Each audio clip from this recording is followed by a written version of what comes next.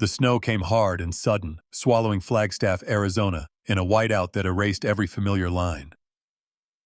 Officer Jessica "Jess" Taylor drove alone through the city's dark arteries, windshield wipers scraping frantically against the endless, swirling snow.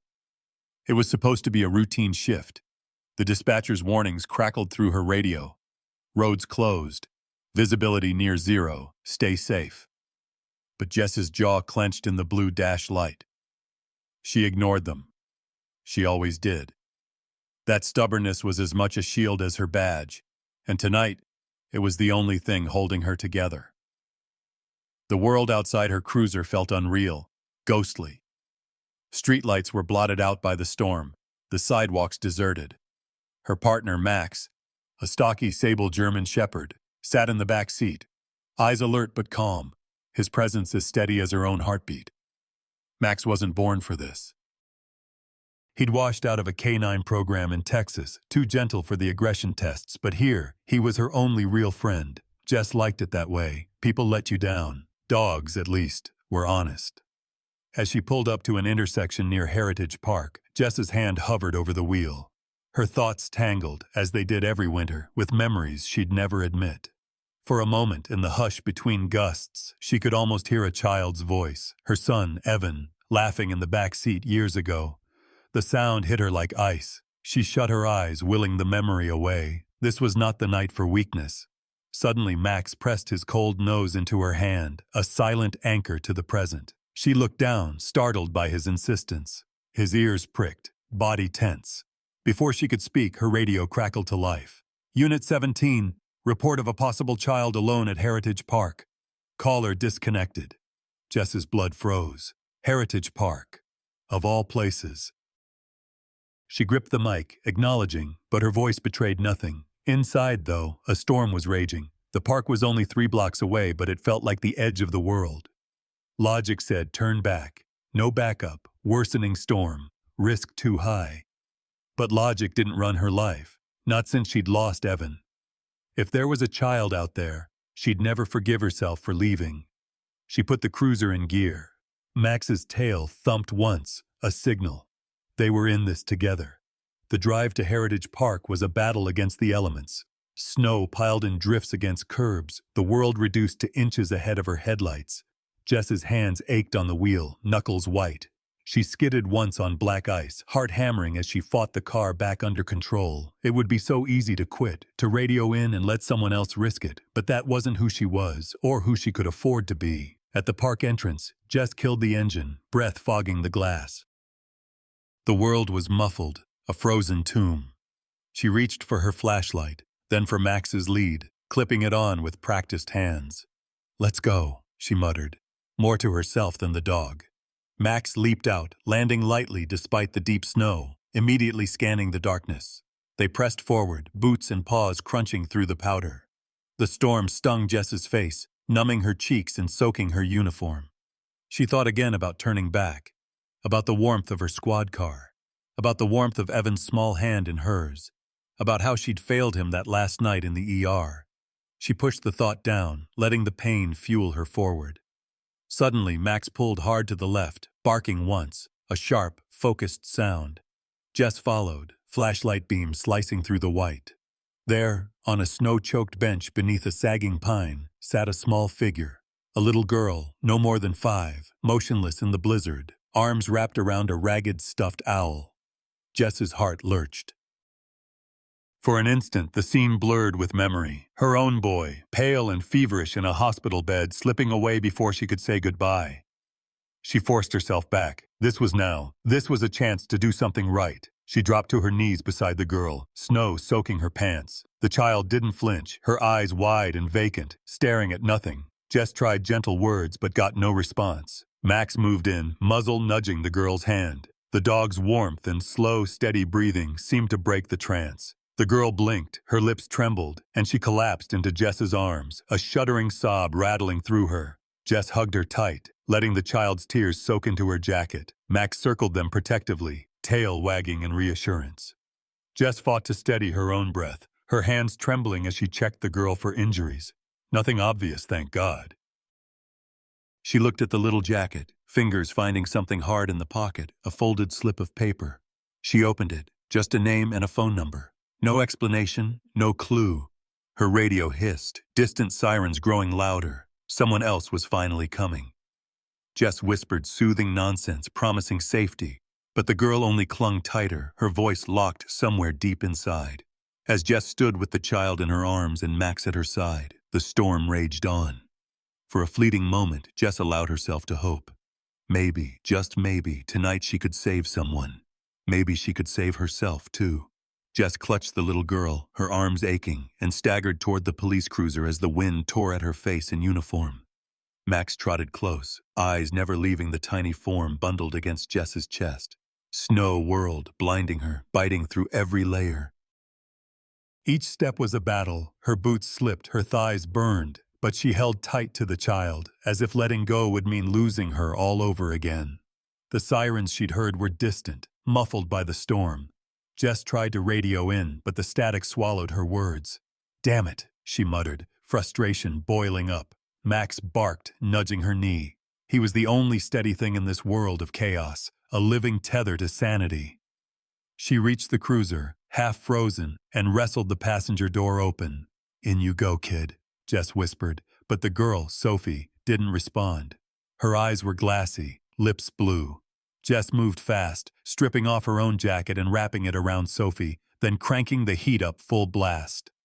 Max jumped into the back seat, wedging himself close to the girl, his big body radiating warmth. For a second, Jess just sat there, shaking. Then she forced herself into motion, pulling away from the curb, tires spinning, desperate to reach help before the storm swallowed them all. She drove by memory more than sight, the world reduced to a white blur. Every nerve screamed with anxiety. She saw the sign for the hospital flash by, half buried in a snowbank, almost there. But then, a sudden screech. Her tires lost purchase on a hidden patch of ice. The cruiser fishtailed, spinning out, metal groaning, headlights careening wildly. "Hold on!" she barked, slamming the brakes, fighting for control. For a breathless eternity, the car skidded, then jerked to a stop in a bank of snow. Jess's heart hammered, the adrenaline turning her legs to jelly. In the back seat, Max whined softly, then pressed his head against Sophie, steadying her as she clung to the battered stuffed owl. The little girl's eyes finally met Jess's in the rearview mirror, lost, terrified, but alive. Jess forced her body into motion, gripping the wheel. We're okay," she repeated, trying to convince both herself and the child. The words echoed strangely, carrying a weight she didn't want to face. She twisted around, checking Sophie for signs of shock or injury. The girl didn't speak, just hugged the owl tighter. Max, sensing the tension, nuzzled her cheek. The child flinched, then slowly reached out, her small hand curling into Max's thick fur. Something in that simple act broke Jess's heart open. She swallowed hard, blinking back tears. Her own memories flooded in. The night Evan spiked a fever, the hospital's antiseptic stink, the way his tiny hand had slipped from hers, the guilt, the endless questions. Why didn't I see the signs? Why wasn't I enough? She couldn't go back, but this night, with this child, she might do something right. The cruiser shuddered, tires spinning as she reversed out of the snowbank, then crawled through the streets toward the hospital. Every intersection was a risk, every drift a threat. Somewhere in the distance, lights flickered, the emergency entrance. Jess pulled in, hazard lights blinking, and jumped out, gathering Sophie into her arms. Inside the ER, the world was chaos. Patients on gurneys, nurses running, alarms shrieking. Jess shouted for help, voice ragged. "She needs a doctor. Hypothermia." Max stayed at her side, nose pressed into Sophie's leg, refusing to leave. A nurse rushed over, eyes wide. "Name?" she asked. Jess shook her head. "She won't speak. I found her in Heritage Park. Note in her jacket." She handed over the slip of paper, hands shaking. The nurse's gaze softened as she studied Sophie. "We'll take care of her. And you, officer?" Jess waved her off. "Just the kid, please." Her words were gruffer than she meant. The nurse gently coaxed Sophie from Jess's arms, wrapping her in blankets. Max whimpered, but the nurse let him follow. A rare exception, but no one dared argue. In the waiting area, Jess sank into a hard plastic chair, shivering. Her hands trembled so badly she could barely sign the admission paperwork.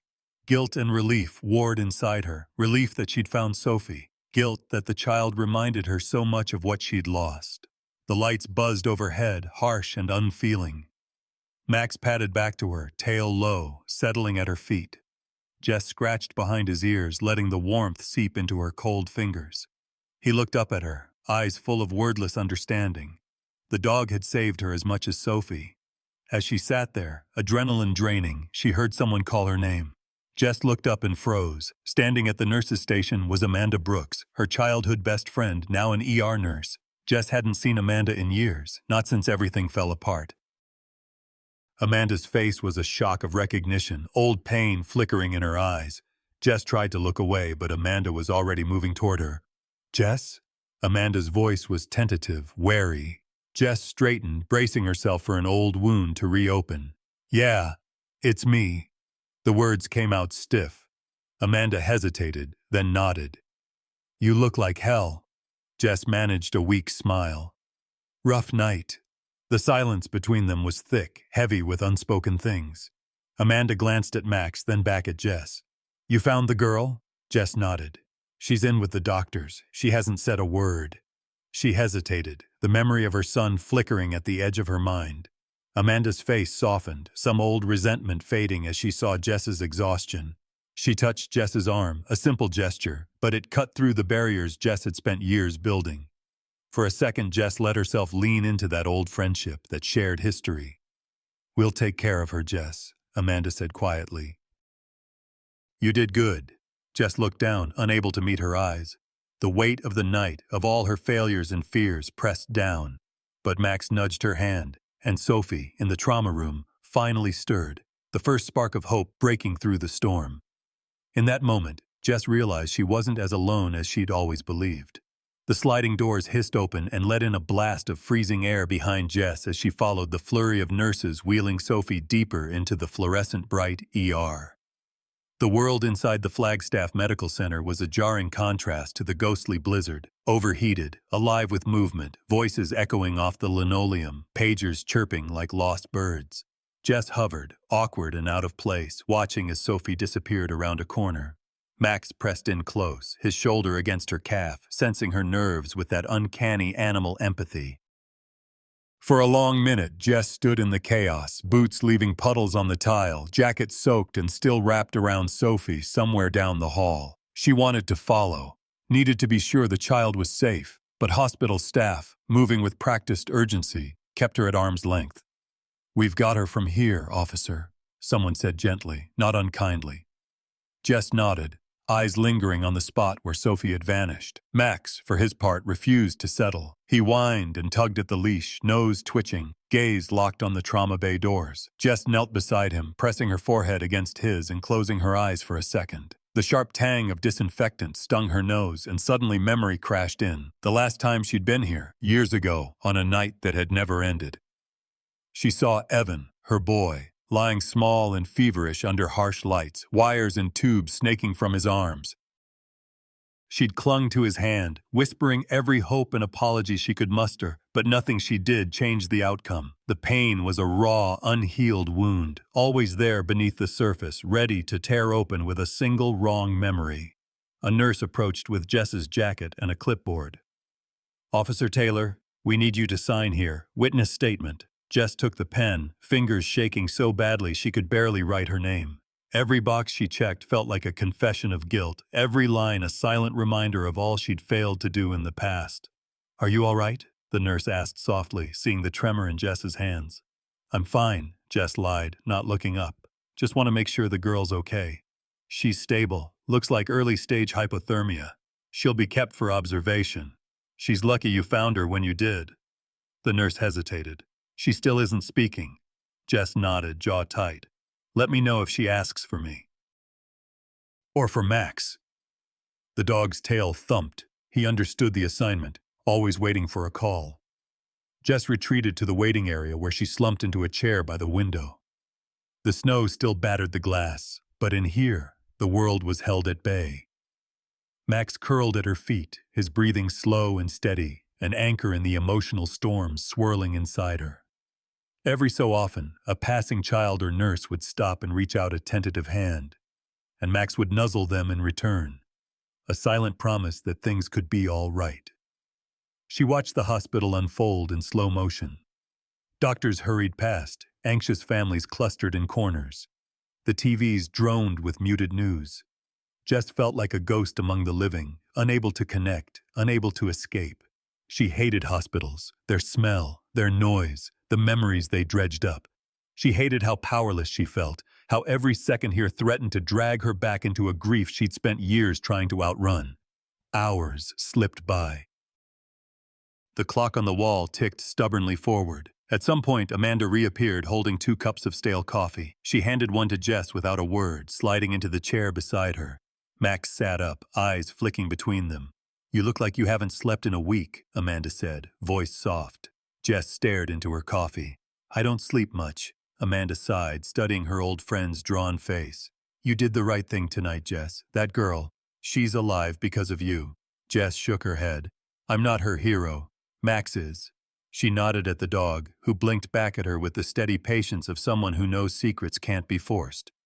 For a long moment they sat in silence, the shared history between them heavy but unspoken. Finally, Amanda cleared her throat. "I'm on shift for a few more hours. I'll keep an eye on Sophie." Jess managed a grateful look. "Thanks, Amanda." She didn't say more. The wound between them was old and deep, best not to pick at it now. Suddenly, a commotion at the nurses' station caught their attention. A woman with tangled hair and a fresh cut on her forehead had arrived by ambulance, fighting to sit up as EMTs tried to hold her down. Her voice echoed down the hallway. "Where's my daughter? Sophie? Where is she?" Jess stood up, every muscle tensing. Amanda's eyes widened. That's Carla Evans. She was in a car accident. Front seat passenger, single vehicle, minor injuries." She glanced at the clipboard. "She's been asking for a little girl named Sophie since she got here." Jess's pulse hammered. Pieces started falling into place. A desperate mother, a silent child, a storm that had driven them both to the edge. Amanda ran off to coordinate, while Jess followed at a careful distance. She watched as Carla tried to break free from a nurse's grip, pleading for news of her daughter, voice trembling with fear. The raw panic in Carla's face was a mirror of everything Jess had ever felt. For a moment she saw herself, not as a cop or survivor, but as a mother who would do anything to protect her child. Jess's hands shook as she leaned on the counter. "Tell her," she said quietly to a nurse. "Her daughter's here. She's safe. She's alive." Max looked up at Jess as if sensing her pain.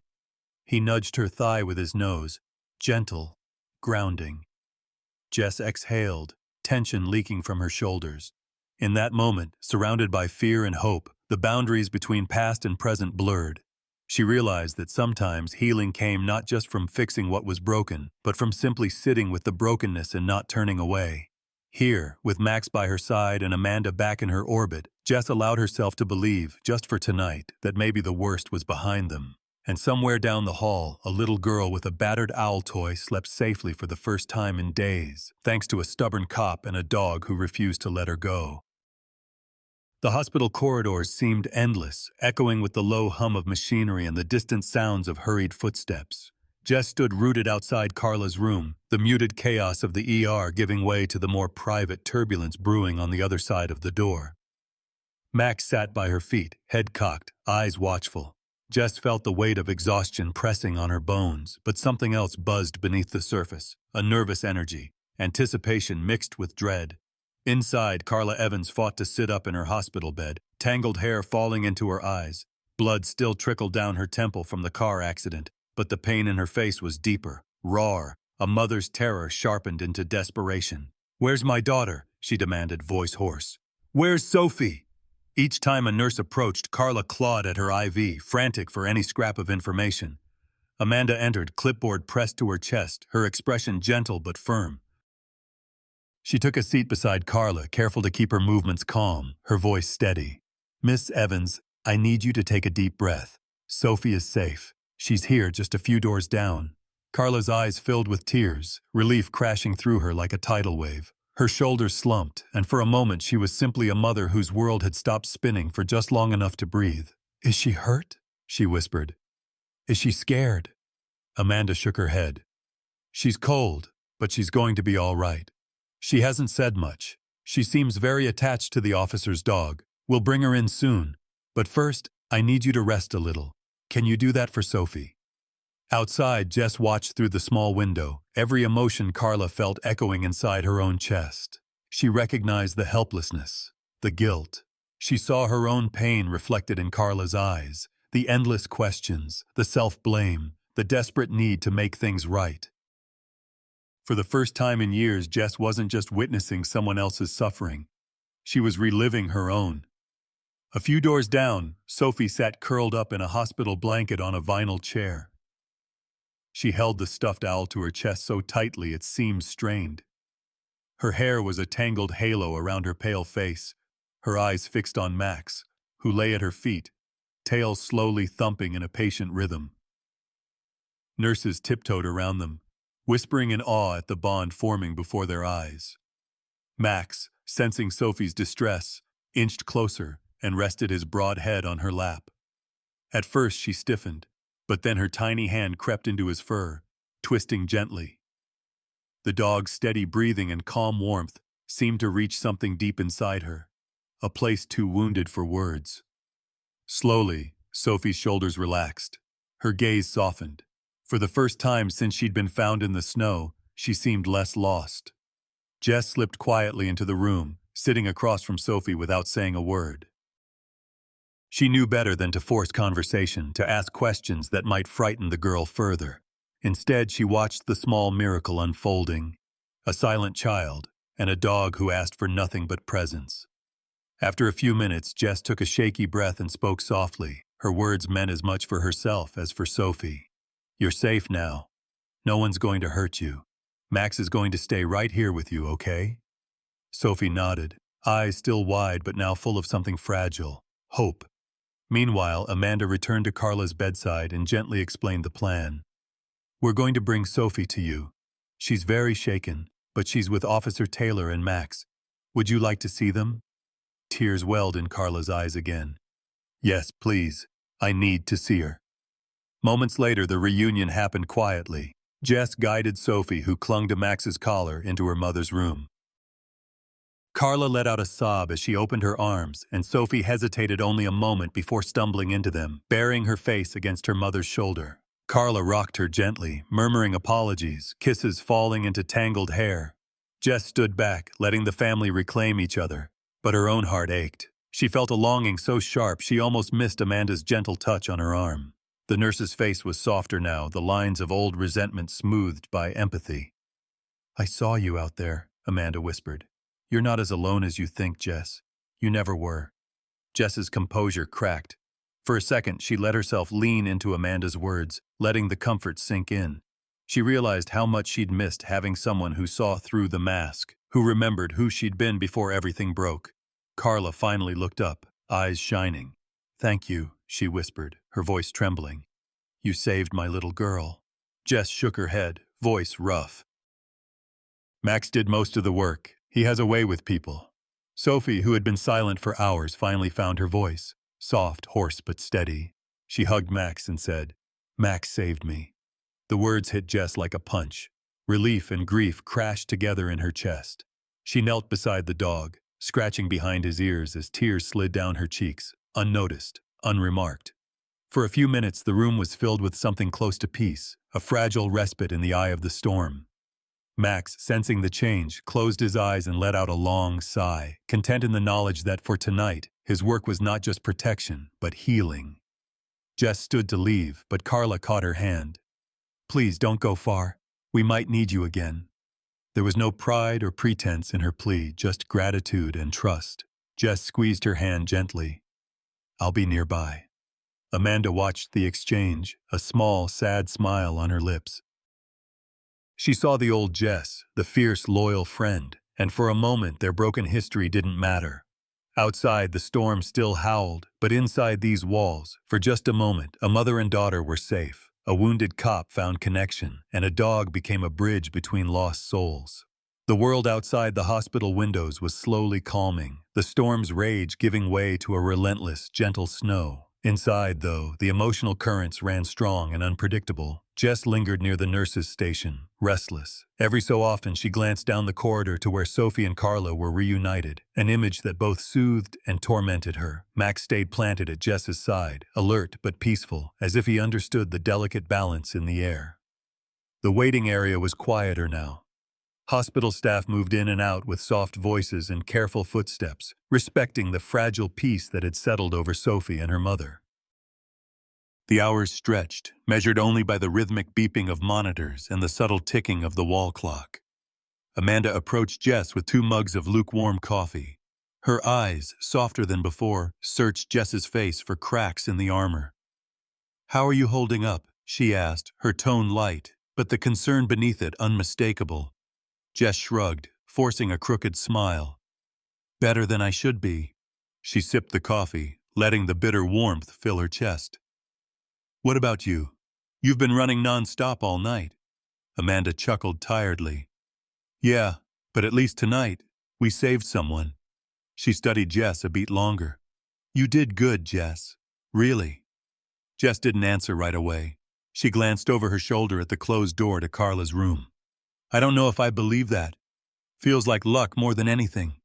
Before Amanda could respond, the door to Carla's room creaked open. Carla, looking pale and small in her hospital gown, stepped out, holding Sophie's hand. As Sophie clung to Max, burying her fingers deep in his fur, Jess stood, instinctively offering support. Carla's eyes found Jess's, and for a moment, there was a silent exchange. 2 women, both battered by life, both desperate to protect something precious. "Thank you again," Carla said softly. "I'm not sure I have the words." "You don't need any," Jess replied, her voice unexpectedly gentle. Carla's gaze fell. "It wasn't supposed to be like this. We were running from something bad, but I didn't think. I just wanted Sophie to be safe." Her words trembled with old shame. Jess nodded. "Sometimes you do everything right and things still go wrong." Her tone hinted at wounds never discussed. Amanda squeezed Carla's shoulder. "You got her here. That matters." There was a silence, heavy and real, filled with the things none of them could say. Then Sophie, silent for so long, surprised them all. She looked up at Jess, then at Max and whispered, "Max saved me." The room seemed to hold its breath. Jess knelt beside Max and met Sophie's gaze. "He's a good boy, isn't he?" Sophie nodded, finally letting herself smile, however small. Carla's hand trembled as she brushed a tear from her cheek. Amanda motioned for them to move to a small family lounge, giving them space away from the main ward. The 4 of them, 2 women, 1 child, 1 loyal dog, sat in the soft light. There was a sense of sanctuary in that little room, even as unspoken fears lingered in the air. Jess, never good with words, found herself speaking anyway. "I lost my son," she said, the words raw and ragged. "Long time ago. Some nights it feels like just yesterday. I thought if I kept moving, kept working, maybe I wouldn't feel it so much." She swallowed, surprised by her own admission. Carla's hand tightened on Sophie's. "I was running too. Sophie's dad. He changed, got angry, mean. I didn't want her growing up afraid." She shook her head. "But running almost cost me everything." Max shifted closer to Sophie, laying his big head in her lap. She giggled quietly, her first real sound since the park. Carla smiled, watery but sincere. Amanda, watching, wiped at her eyes. "You 2 are braver than you know. It's not easy to face the truth." Jess's mask slipped another inch. "Sometimes I think Max is the only reason I'm still here. He keeps me present, reminds me there's good left in the world, even when I can't see it." Sophie, emboldened, spoke again. "Max found me. I heard his footsteps in the snow. I wasn't so scared after that." Jess reached out, brushing a stray curl from Sophie's face. "He's a hero. So are you." For a while they just sat together, no one in a rush to break the silence. Max stretched out, snoring softly, the simple rhythm comforting. Carla's breathing evened out, her body relaxing for the first time in days. Sophie lay curled against Max, safe in a way that words couldn't touch. Amanda watched them all, a lump in her throat. She realized that healing wasn't loud or dramatic. Sometimes it was just sitting in the quiet with people who understood. Jess finally spoke, her voice barely above a whisper. "I can't change what happened, but I can be here now, for you, for her, for anyone who needs it." Carla looked at her, tears shining. I'd like that.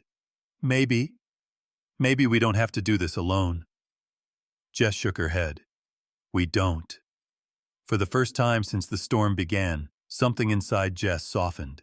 She looked around at these strangers, this fragile, accidental family, and saw a chance for something better. Maybe this was what hope looked like, not the absence of pain, but the presence of others willing to share it. As the night wore on, the snow finally began to slow outside. Inside, Jess, Carla, Sophie, Amanda, and Max found warmth, connection, and the faint but unmistakable beginnings of trust. The hours in the hospital ticked by, measured in the rhythm of heart monitors and the soft shuffle of nurses' shoes on polished tile. Jess, Carla, Sophie, Amanda, and Max lingered in the family lounge, the outside world slowly slipping away as dawn threatened on the horizon. It would have been peaceful, almost gentle, if not for the storm inside each of them, traumas carried like invisible scars, histories that couldn't be left outside with their coats and boots. Amanda stepped out to tend to another patient, leaving Jess and Carla in a rare pocket of quiet. Carla sat close to Sophie, absently stroking her daughter's hair, her eyes far away. Jess sipped stale coffee, Max sprawled at her feet, warm and present. For a while they simply existed together, silent witnesses to one another's pain. But wounds, even old ones, have a way of demanding attention. The hush was broken by a sudden commotion in the hallway, a raised male voice, rough and urgent, echoing toward them. Sophie flinched and pressed herself against Max. Carla's breath caught, eyes wide with recognition and fear. No, no, she whispered, clutching Sophie tighter. Jess was already on her feet, instincts kicking in. A figure appeared at the doorway, a tall, unkempt man with haunted eyes, his face flushed with anger and cold. "Where is she?" he shouted, voice cracking. "Where's my daughter?" It was Carla's estranged partner, Sophie's father, the man they'd tried to outrun in the blizzard. Security and a nurse tried to block him, but his voice cut through.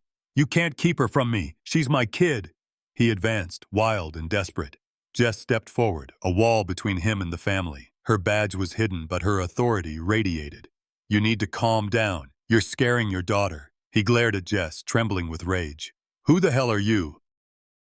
"Some cop thinks she knows better than me. Give me my kid." He tried to push past her, and for a tense moment, Jess braced herself, every muscle ready for a fight. Max, sensing danger, rose and stood at Jess's side, growling low and steady. Sophie whimpered, hiding her face in Carla's sweater. Carla found her voice. "Stop, please. You're scaring her. We just want to be safe." The man's anger turned on Carla. "You did this. You took her from me."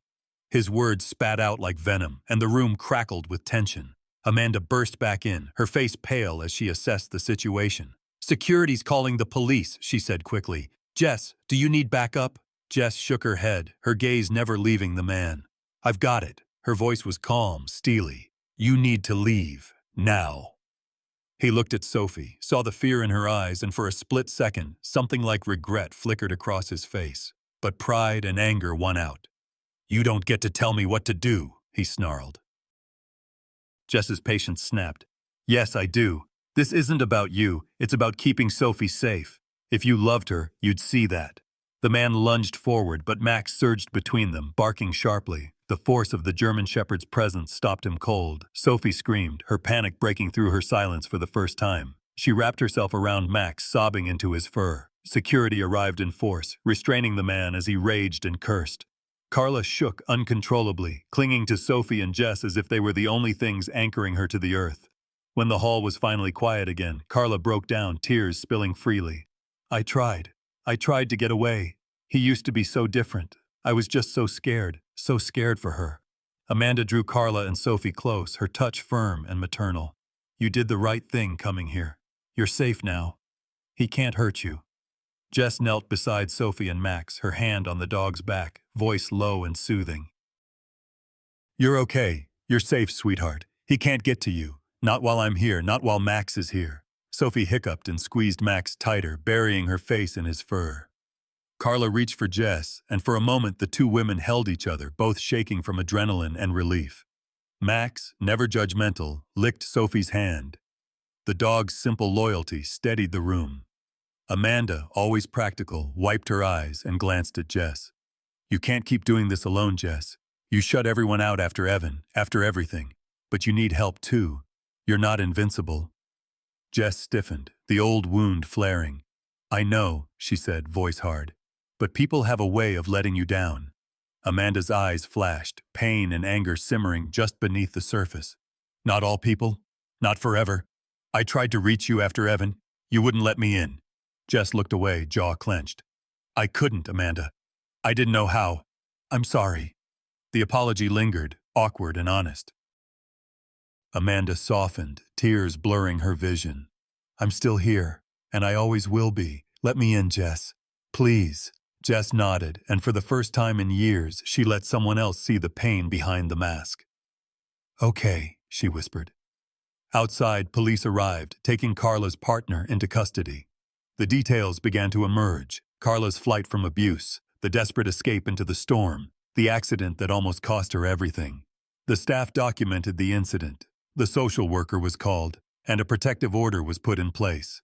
Sophie, exhausted, finally fell asleep curled beside Max, her tiny hand tangled in his fur.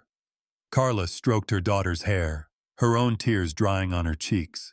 Amanda squeezed Jess's hand, a promise of support and forgiveness.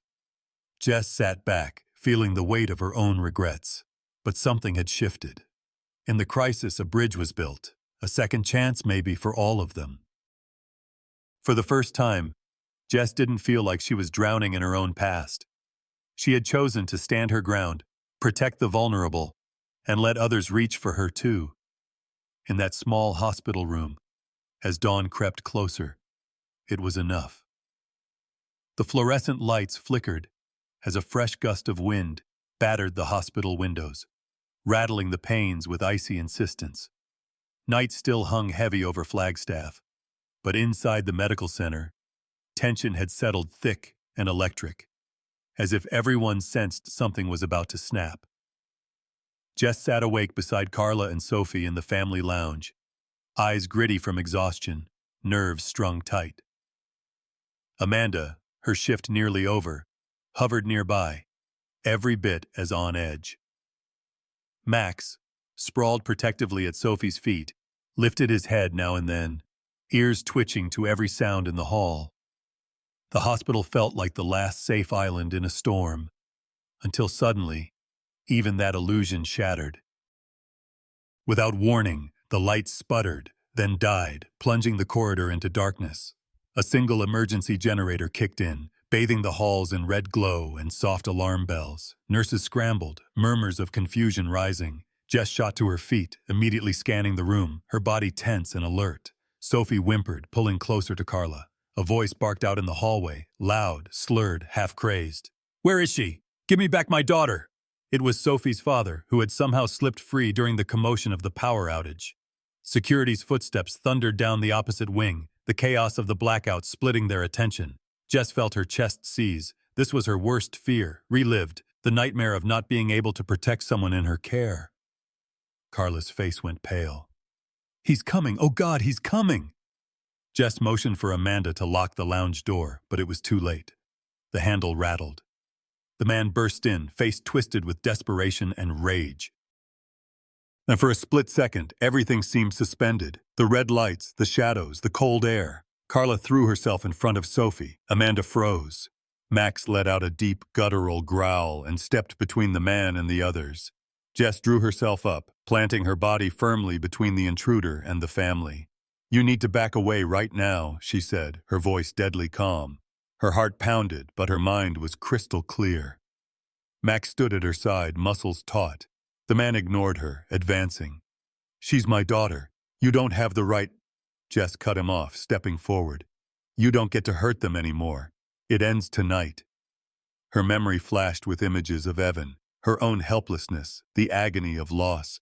She refused to let history repeat. The man lunged for Carla and Sophie. Max leaped, intercepting him, barking and baring his teeth, holding the aggressor at bay with a shield of fur and fury. Sophie shrieked and Carla clung to her, both shaking, the trauma of months condensed into this single moment. Amanda grabbed a heavy chair, brandishing it between the man and the women. "Back off!" she shouted, her voice breaking. The corridor echoed with the sound of approaching boots, security and police, alerted by the disturbance. But for those long seconds, it was just Jess, Max, and the family against one man's violence and fear. Jess met the man's wild gaze, her own anger surging. "You want someone to fight? Fight me, but you're not touching her." Something flickered in the man's eyes, confusion, hurt, maybe even shame. For the first time, he hesitated, seeing not just an enemy but someone who knew what it meant to lose a child. Max growled again, forcing him back. "Why did you run?" the man gasped, desperation overtaking anger. "Why did you take her from me?" Carla, through tears, found her voice. "Because you were hurting us. I was scared every day, scared for her, for myself. I just wanted a new life, somewhere safe." For a beat, silence stretched. The truth hung heavy, filling the room with something colder than the night outside. The man sagged, shoulders slumping, rage draining from him. He collapsed into a chair, hands shaking. The distant wail of police sirens echoed closer. Jess never took her eyes off him until the police arrived, hands on weapons, demanding he stand. He offered no fight. The adrenaline left him hollow. As he was cuffed and led away, he looked back, at Sophie, at Carla, at Jess. For a moment, regret warred with defeat in his eyes. Jess exhaled, body trembling as she realized it was over. She knelt to Sophie's level, voice trembling but gentle.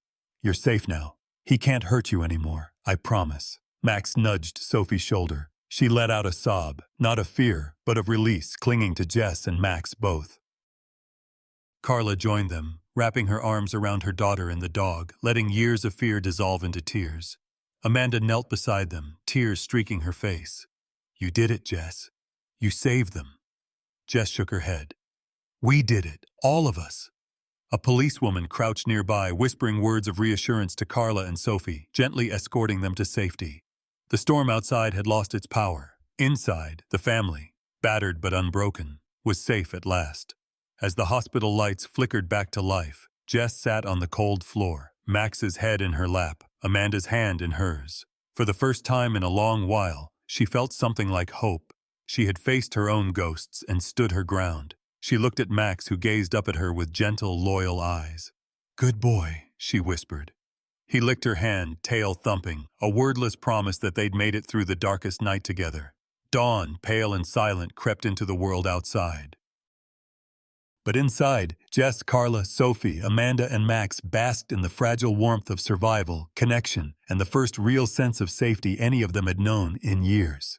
By the time sunlight crept through the blinds of the hospital, the storm had finally given up its hold on Flagstaff. Snow lay thick and silent across the city, blanketing every rooftop and tree, but the world no longer felt hostile. Inside the hospital, the mood had shifted. Where tension had once ruled, a quiet relief now blossomed. Jess found herself on a bench outside the main entrance, bundled in a scratchy hospital blanket. The night's ordeal clung to her, every muscle aching, but the clarity of dawn felt like a clean breath. Max sat by her side, pressed close, his fur still holding the sense of the ER and the warmth of too many desperate hugs. Jess ran her hand along his back, her mind full of everything that had happened, the fear, the confrontation, the small victories. Carla joined her, leading Sophie by the hand. Sophie clutched Max's leash, her battered stuffed owl tucked under one arm. There were shadows beneath the little girl's eyes, but her step was lighter. Her other hand held a sheet of paper, crayon scrawls, bright with childish hope. She paused, shy but proud, and handed the drawing to Jess. Jess knelt, accepting the gift. The picture showed her, Max, and Sophie beneath a storm of blue scribbles, all three smiling. Across the top, in a wobbly, hopeful hand, Sophie had written, "My snow heroes." Emotion caught Jess off guard. She blinked, holding the paper against her heart, and for a moment she saw herself as Sophie did, not broken, but brave. Max sniffed the drawing, tail wagging as Sophie knelt and hugged him. Carla's voice, husky from sleeplessness and tears, broke the spell. "You gave her back to me," she said quietly. "Not just last night. She was starting to slip away even before. Now I see a spark in her I thought I'd lost forever." Jess shook her head, not trusting herself to speak. She reached for Carla's hand and squeezed it. "You fought for her. You both did." A police car idled at the curb, officers inside waiting to escort Carla and Sophie to a safe shelter. Carla turned to Jess, gratitude and uncertainty warring in her face. I want to help other people who've been through this, she said. If there's any way I can volunteer, support anything, please let me know. Jess nodded, thinking of all the people she'd seen slip through the cracks, all the families left isolated after a crisis. We'll find a way. There are too many people out there who need to see they're not alone. Amanda emerged from the hospital lobby, rubbing her eyes, her nurse's scrubs wrinkled. She approached Jess, hesitant, then drew her into a tight hug. Jess didn't resist. For the first time since Evan's death, she let herself be comforted, the old walls breaking a little more. They lingered together in the cold morning, watching as Sophie climbed into the police car with Max's leash still in hand. For a moment, the German shepherd balked, reluctant to leave Jess. Sophie leaned out, calling his name, her voice carrying something that sounded like hope. "We'll see you soon, Max," she promised, and with a final wag of his tail, he settled in beside her. Jess watched them go, her heart both aching and full. The world felt different, like a place where change was possible. Later, after Carla and Sophie had left, Jess returned inside. Amanda found her in the cafeteria, staring absently at a cup of coffee gone cold. Amanda slid into the booth across from her, silent for a long moment. "You know, there's a new trauma support initiative starting up. They're looking for people with real experience, people who understand loss and healing." Jess raised an eyebrow, wary but curious. "You think I'd be any good at that?" Amanda smiled softly. "I think you already are. And Max? He's a therapy dog if I ever saw one." Jess let the words sink in. She pictured herself in a room full of people whose lives had been torn apart, pictured Max making the rounds, his gentle eyes breaking through even the deepest pain. The idea scared her, but for the first time in years, it didn't make her want to run. "I'll think about it," Jess said, and she meant it. Amanda touched her hand, a simple gesture heavy with forgiveness. "We've both got scars, Jess. Maybe it's time we started using them to help others." The rest of the day slipped by in a slow, strange peace. Jess took Max for a walk in the parking lot, letting him leap joyfully through the drifts, free from the burdens he'd carried all night. She watched the sunrise stain the snow gold and pink, a sign that the darkness really was behind them, for now. That afternoon, as Jess signed out at the station, the chief caught her in the hallway. He handed her a manila folder, his expression approving.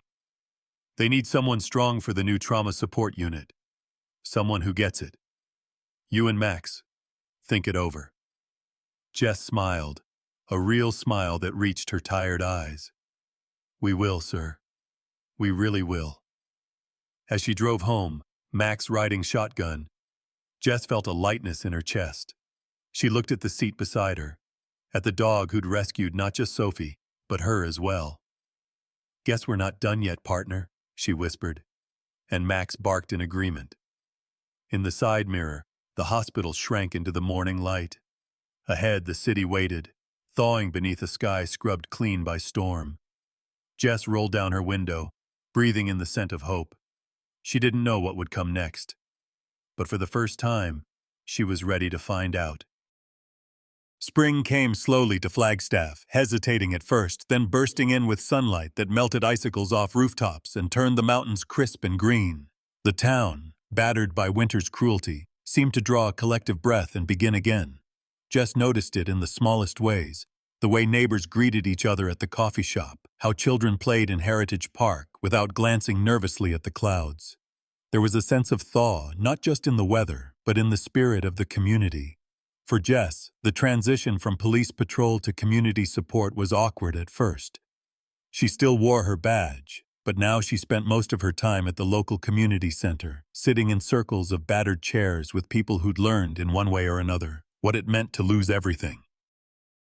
Max came with her wearing a vest that read "Therapy Dog" in bold letters, though everyone who met him just called him the big gentle hero. The first meeting of the trauma support group was filled with wary eyes and arms crossed tight over chests. The wounds were fresh for some, scarred over for others. Jess introduced herself simply. "I'm Jess. I'm here because I've lost and survived and lost again. But I believe healing is possible, because I've seen it, in myself and in the people sitting here." Max did what words couldn't. He moved from person to person with quiet patience, leaning in just close enough for comfort. When a withdrawn boy who hadn't spoken since losing his father buried his fingers in Max's fur, Jess saw the boy's shoulders relax for the first time. A tentative smile, small but real, broke through. Jess's chest ached with a bittersweet mix of grief and pride. She recognized the pain in that boy, the same pain that had threatened to consume her, and for the first time, she felt she could do something about it. Carla, too, found her place in this new ecosystem of healing. She started coming to every meeting, not just as a survivor, but as a guide. On one afternoon, she stood up and shared her story, not the version with the clean edges, but the messy, shame-filled truth about fear, flight, and the nearly impossible decision to leave everything behind. She spoke of hiding bruises, of living for months with a bag packed by the door, of the guilt that came with running, and the fear of what might happen if she stayed. Her voice shook at first, but as she spoke, other women nodded, silent signals of understanding. When she finished, the room was quiet, but not empty. Instead, it was full of something rare and necessary: permission. Permission to feel pain, to ask for help, to trust again. One by one, others began to speak. An older woman who'd lost her son to drugs, a father who'd watched his marriage collapse under the weight of trauma, a teenage girl whose only constant had been her dog. Jess watched it happen, and something inside her shifted. Her suffering, once a private hell, was now a bridge. She saw herself reflected in others, and recognized how much the simple act of showing up, of being vulnerable, of letting others witness her scars, was helping her heal as well. After one meeting, Jess received a letter from a woman across town. The handwriting was shaky, the ink smeared where tears had fallen. "My child disappeared 3 years ago," it read. "I thought I'd never feel hope again, but I heard about your group. Seeing you and Max and the people who come every week has given me hope. Thank you for showing me that broken doesn't mean finished." Jess read it over and over. She felt her scars as a source of strength now, not just wounds that bled.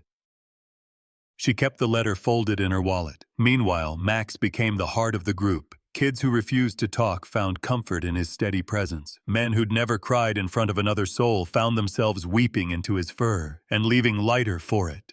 People who'd believed they were beyond help learned, by Max's example, that sometimes love and healing don't require words. Carla's courage lit the way for others. She organized an outreach for mothers starting over, created care packages for families escaping violence, and sat with new arrivals in their darkest moments. Her healing was a slow, hard-won thing, but every day she gave back, her own hope deepened. Amanda, too, became part of the circle. She started showing up after shifts, sometimes sitting in the back, sometimes holding a trembling hand or pouring coffee. One evening she hugged Jess and whispered, "I'm proud of you for not giving up, for letting yourself belong again." In these small acts, a new kind of family was born. No one's pain was too much, no one's silence too long. Each story, each scar, wove them closer together. For Jess, it was transformative. She'd always thought of healing as a solitary journey, one you had to survive alone. But here, with Max at her feet, Carla at her side, Amanda in her corner, and a growing web of survivors, Jess saw that healing was a communal act. The hardest part wasn't sharing the pain. It was trusting others to hold it with you. She finished each session with the same words. Hope isn't just for the unbroken. It's for all of us. Every time we choose to show up, every time we choose to reach out. Flagstaff thawed, and so did the people inside the community center, week after week. The sun rose higher, and a sense of something new, something almost like joy, began to take root, fragile but growing, in every soul willing to be seen. Several months later, Heritage Park looked nothing like the place where so much pain and fear had begun. Spring had flooded Flagstaff with wildflowers and green, the once barren trees brimming with fresh leaves, sunlight casting dappled patterns over laughing children and picnicking families. The air buzzed with the hum of renewal, a promise that even after the harshest winters, life could start over.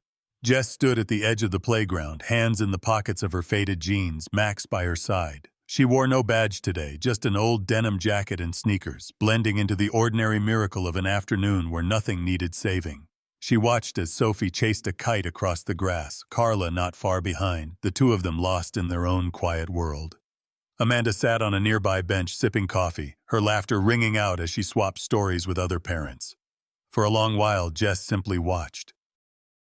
There was a peace in observing the world from a distance, but today she felt something tug her closer. Max looked up, sensing her shift, and nudged her hand. Jess knelt and pressed her forehead to his, smiling. "Go on, buddy," she whispered. Max bounded off, instantly surrounded by children eager to throw sticks and wrap their arms around his shaggy neck. Jess moved to the picnic table where Carla and Amanda sat, the table now littered with crayon drawings, paper plates, and sticky juice boxes. Sophie, cheeks flushed and hair wild, dashed up to Jess and threw her arms around her waist. "Look," she cried, holding up a new drawing. In it, Sophie, Carla, Max, Amanda, and Jess all stood together beneath a bright yellow sun. At the bottom, in big, crooked letters, "My family." Jess's throat tightened. She crouched to Sophie's level, tucking a strand of hair behind her ear. "You have a gift, kiddo," she said quietly. "And a brave heart." Carla, watching, caught Jess's gaze. There was no trace of the woman who'd once cowered in fear, only strength and gratitude. "Thank you," she said, voice steady, "for never giving up on us, for showing me how to start over." Jess shook her head. "You did that yourself. I just stood by you while you found your way." She glanced over at Amanda, who met her eyes with a knowing smile. Amanda rose and joined them, her hand finding Jess's. "You're not alone anymore, Jess. None of us are." They stood in a small, quiet circle, no longer survivors, but builders of something lasting. The children's laughter was the soundtrack to their healing, and Max rolling in the grass was the unspoken heart of it all. As the sun slid lower in the sky, Jess wandered off for a moment, drawn to a familiar tree near the edge of the park.